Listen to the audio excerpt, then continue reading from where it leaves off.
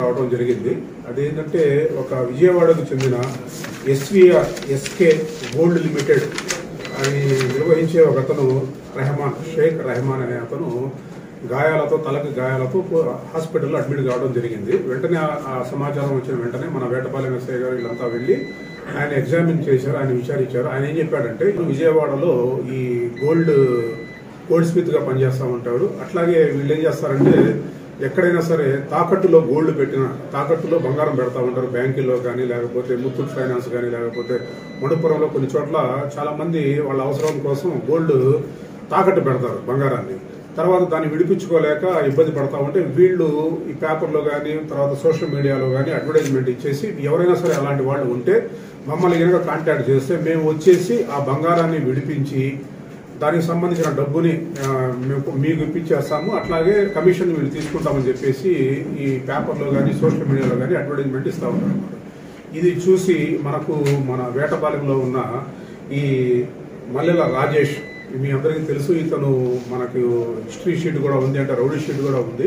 ఇతనికి సంబంధించిన బంధువులంతా కలిసి నేర ప్రవృత్తి కలిగిన వాళ్ళంతా కలిసి ఒక ప్లాన్ వేసుకున్నారు. ప్లాన్ వేసుకుని ఆ సోషల్ మీడియాలో అట్లాగే న్యూస్ పేపర్లో వచ్చిన అబ్దుల్ రెహమాన్ యొక్క ఫోన్ ని వీళ్ళు నంబర్ తీసుకుని ఆ ఫోన్ చేశారు. ఏమంటే ఇట్లాగా మా అక్కగారికి సంబంధించిన బంగారం అనేది బ్యాంక్ ఆఫ్ బరోడాలో ఉంది, మేము దాన్ని విడిపించుకోలేకపోతున్నాము, మీరు వచ్చేసి విడిపించి మీరు మాకు కొంత కమిషన్ ఇచ్చి మిగతా బంగారం మీరు తీసుకోండి అని చెప్పేసి ఈయనకి ఫోన్ చేయడం జరిగింది, విజయవాడకు చెందిన రెహమాన్కి.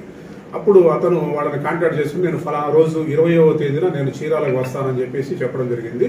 అదేవిధంగా వీళ్ళంతా ప్లాన్ వేసుకుని వీళ్ళ కుటుంబ సభ్యులు వీళ్ళందరూ కలిసి మల్లెల రాజేష్, అట్లాగే అతని భార్య మౌనిక, అట్లాగే కావటి నాగరాజు, అన్నారెడ్డి ఇంద్ర, చిన్నబోతుల చంటి, తర్వాత అన్నారెడ్డి మధు అండ్ వాళ్ళ కొడుకు సన్నీ అని చెప్పేసి వీళ్ళంతా కలిసి ప్లాన్ చేసుకుని ఉన్నారు. ముందుగా మల్లెల రాజేష్ తర్వాత చంటి అనేవాళ్ళు ఒక ఆటోలో ఇతని కోసం చీరాల బస్టాండ్ లో వెయిట్ చేయడం జరిగింది. ఈ రెహమాన్ అనే అతను విజయవాడ నుంచి చీరాలకి వచ్చి చీరాలలో బస్సు దిగంగానే వీళ్ళు కాంటాక్ట్ అయ్యారు. కాంటాక్ట్ అయిన తర్వాత ఆయన ఆటోలో ఎక్కించుకుని బ్యాంక్ ఆఫ్ బరోడా అని చెప్పేసి సెంటర్ వైపు వస్తా ఉండగా తర్వాత మా బంగారం మా అక్కయ్య కూడా బ్యాంకింగ్ రావాలి, మా ఇంటి దగ్గర ఉంది అని చెప్పేసి ఆయన్ని అటువైపు తీసుకెళ్లారు వాళ్ళ ఇంటి దగ్గరికి. వాళ్ళ ఇంటి దగ్గర ఆల్రెడీ ఇతనికి సంబంధించిన బంధువులు ఈ నేర ప్రవృత్తి కలిగిన అన్నారెడ్డి మధు, ఇతను ఈ మల్లెల రాజేష్ కి మామయ్య అవుతాడు. అన్నారెడ్డి మధు, అతని కుమారులు ఇంద్ర అండ్ సన్నీ అనే వాళ్ళు ఉన్నారు. అట్లాగే మల్లెల రాజేష్ భార్య మౌనిక కూడా అక్కడే ఉంది. వీళ్ళంతా కలిసి అక్కడ కాపేసుకుని కూర్చున్నారు.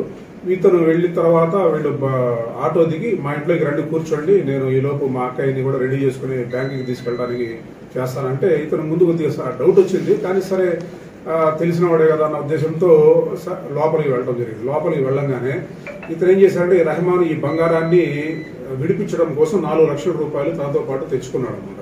వీళ్ళందరూ ఒక్కసారిగా అతన్ని చుట్టుముట్టి అతన్ని కదలకుండా బంధించి బెదిరించి ఆ 4 లక్షల రూపాయలు కనుక ఇవ్వకపోతే నీ అంతా తెలుస్తాం అది ఇది అని చెప్పంగానే భయపడి ఇతను ఆ డబ్బులు వాళ్ళకి ఇవ్వడం జరిగింది, 4 లక్షల రూపాయలు. అట్లాగే వీళ్ళు అతని దగ్గర ఉన్న ఇంకొక 10,000 రూపాయలు, అట్లాగే అతని యొక్క శాంసంగ్ మొబైల్ ఫోన్ ని కూడా తీసుకున్నారు. తీసుకున్న తర్వాత ఇతను వాళ్ళ బారి నుంచి తప్పించుకోవడం కోసం బయటికి రావడానికి ప్రయత్నం చేశారు. అప్పుడు ఇతను భయపెట్టడం కోసం వాళ్ళు అతని మీద కత్తితో దాడి చేసి తలకి ఇంజరీ కూడా చేయడం జరిగింది. ఇతను ఆ గాయాలతోనే బయటికి రాగానే ఎవరైతే ముద్దాలు ఉన్నారో వాళ్ళు అక్కడి నుంచి పారిపోవడం జరిగింది. ఇతను తనకు తెలిసిన వాళ్ళకి ఫోన్ ద్వారా తెలియజేసి చీరాల గవర్నమెంట్ హాస్పిటల్కి రావడం జరిగింది. ఈ విషయం తెలిసిన వెంటనే, ఈ స్టోరీ అంతా తెలిసిన వెంటనే మన వేటపాలెం ఎస్ఐ జనార్దన్, అట్లాగే చీరాల రూరల్ సిఐ గారు మన శేషగిరిరావు వాళ్ళ టీం అందరూ కలిసి అక్కడికి వెళ్లి అతన్ని మాట్లాడి అతని దగ్గర స్టేట్మెంట్ తీసుకుని వేటపాలెం పోలీస్ స్టేషన్ లో ఎఫ్ఐఆర్ రిజిస్ట్రేషన్ చేయడం జరిగింది. ఆయనతో మాట్లాడిన తర్వాత, ఎవరైతే గాయపడిన రెహమాన్తో మాట్లాడిన తర్వాత ఈ కొంతమంది ముద్దాయిల యొక్క సమాచారం మనకు తెలిసింది. వెంటనే టీం జిల్లా ఎస్పీ గారికి తెలియజేయడం, ఎస్పీ గారి ఆదేశాల మేరకు టీమ్స్ వెంటనే ఫామ్ చేయడం జరిగింది. ఫామ్ చేసి ఈ ముద్దాయిల కోసం వెతుకుతూ ఉండగా ఈ రోజు అంటే రకరకాలుగా ఈ ముద్దాయిలు ఏం చేశారంటే ఈ అఫెన్స్ జరిగిన తర్వాత పోలీసులకి ఇన్ఫర్మేషన్ వెళ్ళింది, వాళ్ళు యాక్చువల్గా ఏమనుకున్నారంటే ఇది బయటికి రాదేమని చెప్పేసి అనుకున్నారు. కానీ వెంటనే పోలీసు క్విక్ రెస్పాన్స్ వల్ల వాళ్ళకి విషయం తెలిసింది. పోలీసులు దీన్ని వాళ్ళ దృష్టికి వెళ్ళింది, కేసు నమోదు చేశారని డిఫరెంట్ ప్లేసెస్కి వాళ్ళు పారిపోవడం జరిగింది. తర్వాత మన టీమ్స్ చాలా చోట్ల విజిట్ చేసి ఈరోజు మనం వాళ్ళందరూ కలిసి ఈ డబ్బులని పంచుకొని మళ్ళీ వెళ్ళిపోవాలనే ఉద్దేశంతో ఒక చోటకు రాగానే ఇన్ఫర్మేషన్ మీద మనం అరెస్ట్ చేయడం జరిగింది. అరెస్ట్ చేసిన వాళ్ళు ఎవరంటే మల్లెల రాజేష్, అట్లాగే కావాటి నాగరాజు, అన్నారెడ్డి ఇంద్ర, మల్లెల మౌనిక, చిన్నబోతుల చంటి, ఈ 5గురిని అరెస్ట్ చేయడం జరిగింది. ఇంకా అన్నారెడ్డి మధు మరియు అతని కుమారుడు సన్ని అనేవాళ్ళు పరారీలో ఉన్నారు. తర్వాత ఈ 5గురిని అరెస్ట్ చేసిన తర్వాత వాళ్ళ దగ్గర నుంచి ఈ కేసులో ఏదైతే వాళ్ళు మన రెహమాన్ దగ్గర నుంచి స్వాధీనం చేసుకున్న 4 లక్షల రూపాయలు, 1 లక్ష రూపాయలు వాళ్ళు ఖర్చు పెట్టేసుకున్నారు. 3 లక్షల రూపాయలు స్వాధీనం చేసుకోవడం జరిగింది. అట్లాగే రెహమాన్కి సంబంధించిన శాంసంగ్ కంపెనీ గెలాక్సీ A35 మొబైల్ని కూడా స్వాధీనం చేసుకున్నారు. అట్లాగే ఆ నేరానికి ఉపయోగించిన ఆటోని, అట్లాగే ఈ గాయాలు కలగజేసిన కత్తుల్ని కూడా 2 కత్తుల్ని కూడా స్వాధీనం చేసుకోవడం జరిగింది. ఈ కేసుని చాలా ప్రతిష్టాత్మకంగా చేసుకోవడం జరిగింది. ఎందుకంటే మల్లెల రాజేష్ మీద చాలా కేసులు ఉన్నాయి. అట్లాగే అతని మీద షీట్ కూడా ఓపెన్ చేయడం జరిగింది. అతని మీద కంటిన్యూస్ గా నిఘా చేయడం జరుగుతుంది. ఆ నిఘా వల్లనే అతను ఏటపాలెం నుంచి చీరాల 1 టౌన్కి మకాం మార్చాడు. అక్కడ కూడా నిఘా ఉండడంతో చీరాల 1 టౌన్ నుంచి 2 టౌన్ దగ్గరకు వెళ్ళాడు. అక్కడ నిఘా ఉండడంతో మళ్ళీ అక్కడి నుంచి మళ్ళీ లక్ష్మీపురం మన వేటపాలెం రావడం జరిగింది. కానీ వీళ్ళందరూ కలిసి ఒక ముఠాగా ఏర్పడి ఏంటంటే నమ్మకంగా పిలిపించి నమ్మకంగా ఇంటికి తీసుకెళ్లి అక్కడి నుంచి బలవంతంగా ఆయన దగ్గర నుంచి డబ్బుని కాజేయడం జరిగింది. ఈ కేసులో మన వేటపాలెం పోలీస్ స్టేషన్ ఎస్ఐ గారు జనార్దన్, అట్లాగే చీరాల రూరల్ సిఐ గారు శశి గారు చాలా ప్రతిష్టాత్మకంగా తీసుకున్నారు. వాళ్ళ పిఎస్ఐ, అట్లాగే ఏఎస్ఐ కె ప్రసాద్, అట్లాగే ఇంకొక ASI B Srinivasarao, head constable G Prasad, head constable B Achaiah, head constable Shaik Baji, constable P Srinivasarao, women constable R Sirisha, ఈ తర్వాత ఎస్సీ తన్నీరు శ్రీనివాసరావు, అట్లాగే PC 494 బాలచంద్ర, వీళ్ళందరూ కలిసి చాలా క్విక్గా ఈ కేసుని డిటెక్ట్ చేయడం జరిగింది. అట్లాగే ముద్దాయిల్ని కూడా అరెస్ట్ చేశాము.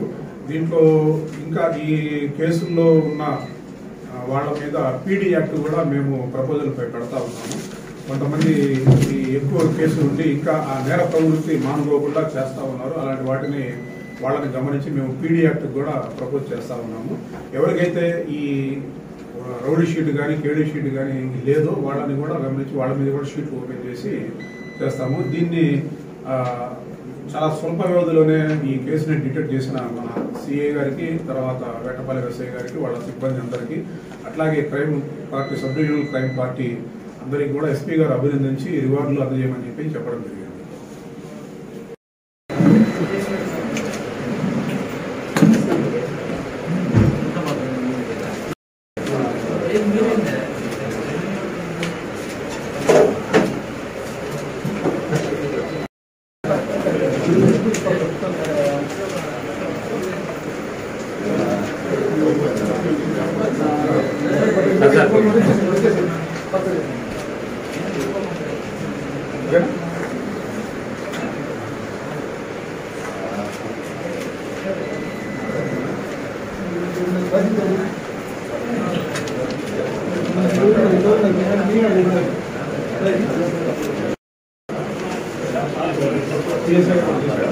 PSI